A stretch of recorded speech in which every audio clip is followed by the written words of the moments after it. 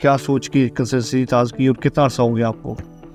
लेकिन हमारे बहुत सारे जो स्टूडेंट्स हैं वो आपको पता है कि स्कूल तक नहीं पहुंच पाते, तो हमने उनको घर के अंदर एजुकेशन, यानी कि आपके घर के अंदर ही एजुकेशन के हवाले से एक सिस्टम प्रोवाइड किया।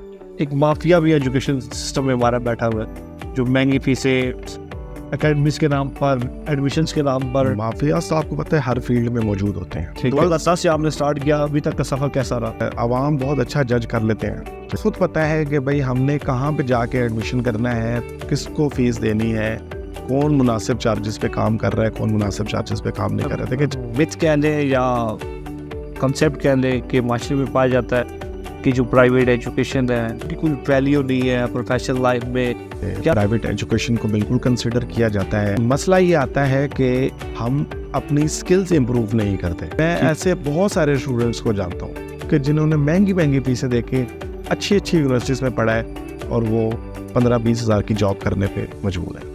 और मैं ऐसे लोगों को भी जानता हूँ जिन्होंने बिल्कुल प्राइवेट पढ़ा है, घर बैठ के पढ़ा है और वो बहुत अच्छी अर्निंग कर रहे हैं। क्या समझते हैं कि लैकनेस किस जगह पे आप महसूस करते हैं? हमने एजुकेशन को बहुत ज़्यादा एक्सपेंसिव कर दी है। ठीक है, क्या समझते हैं कि प्राइवेट एजुकेशन ने भी वक्त के साथ अपने आप को इम्प्रूव किया या वही 1918 में सब बस एडमिशन भेज दिया, पेपर दिए, पास हो गए? आपने मैट्रिक कर लिया, थिएटर कर लिया, बैचलर कर, लेकिन अगर आपके अंदर स्किल्स नहीं है, ठीक है, आप इन फ्यूचर नहीं चल सकते। तो हम कोशिश ये कर रहे हैं कि स्टूडेंट्स को बताएं कि भाई क्रिएटिव वर्क करें।